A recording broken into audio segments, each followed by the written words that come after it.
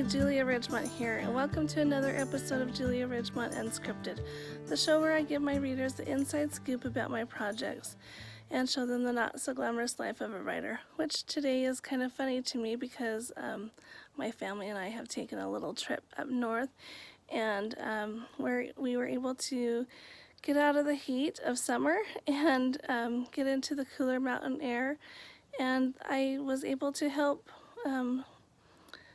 with this little trip through my author earnings. So I am grateful for that, and I'm grateful to all of you who have supported me in this endeavor.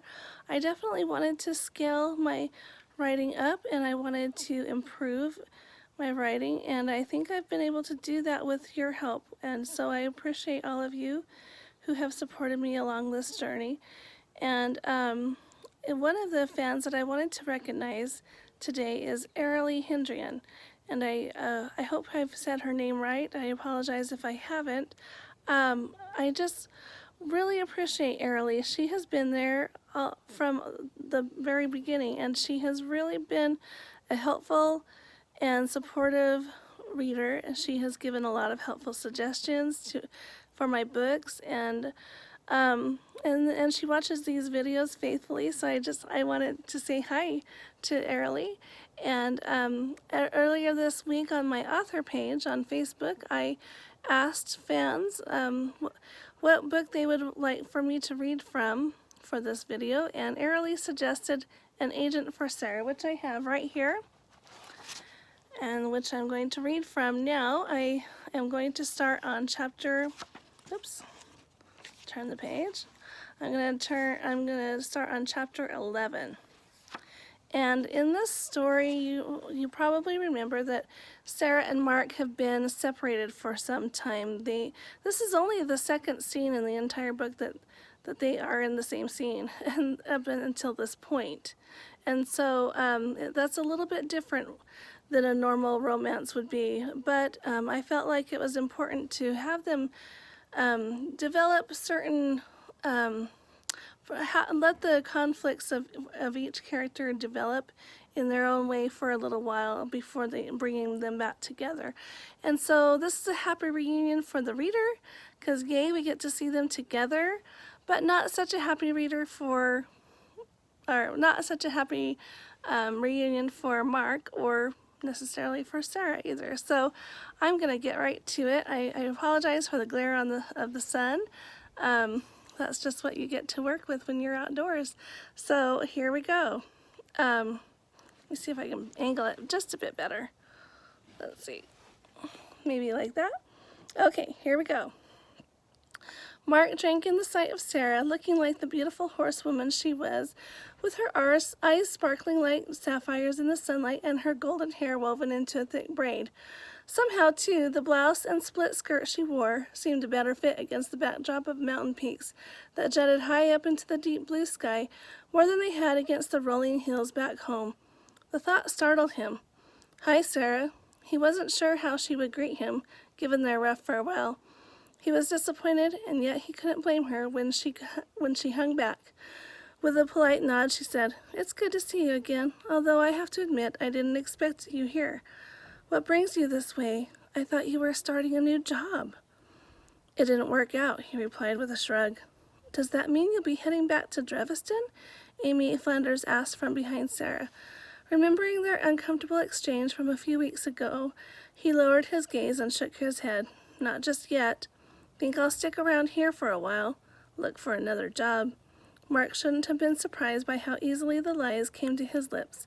He'd had to fall back on falsehoods in order to survive before, but he'd broken the habit once he found a place he could call home with the Packards and Bryants. "A place I thought I could call home," he thought ruefully. That was all gone now. I'll turn the page. Just then, Felicia's hand landed possessively on Mark's arm, and he almost jumped out of his skin. Oh yeah, he was supposed to be pretending she was his sweetheart. Mark didn't miss the way Sarah's eyes darted toward Felicia before coming back to him, or the downward turn of her lips when Felicia had moved her hand there. A spark of hope lit up inside of him, even though he tried to tamp it down. Another spark of hope came when she asked, "Aren't you going to introduce me to your, friend?" Gulp. double gulp as Sarah's fiance Derek came walking up behind her, his eyes narrowing when recognition hit. "Sarah, this is your friend from Virginia, right?" Turning to face him, she answered, "Yes, Mark Wilson, and he's brought a friend." "So I see," he said easily, and yet there were little hard lines at the corners of his mouth.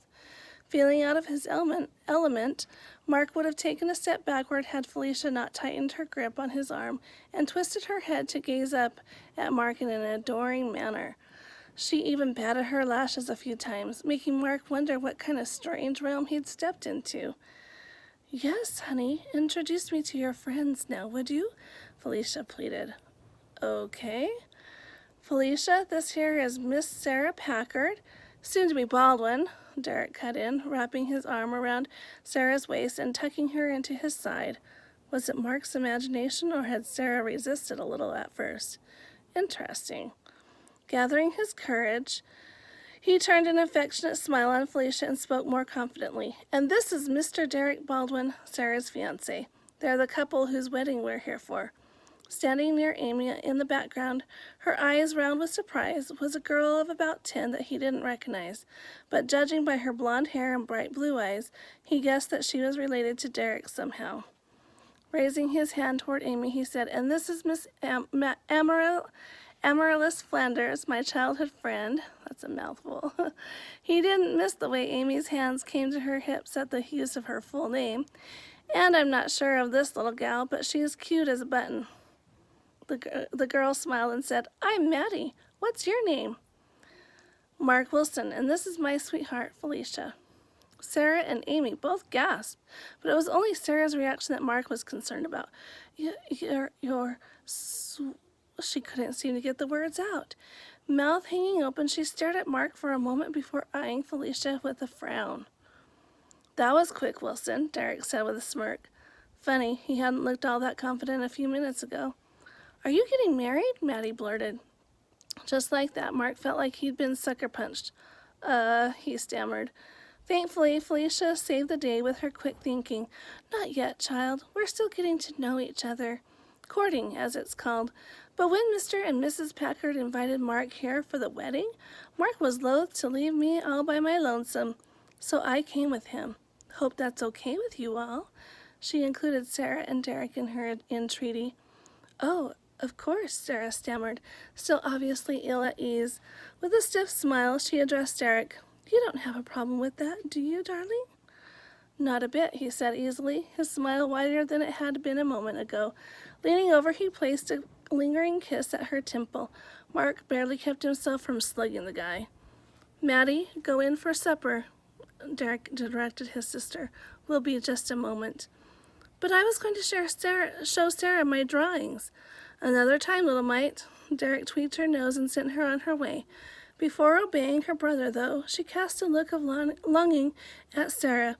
Mark could relate. Sarah's naturally generous nature, along with her sweet smiles, drew most people in like bees to flowers. It shamed him to realize how beastly...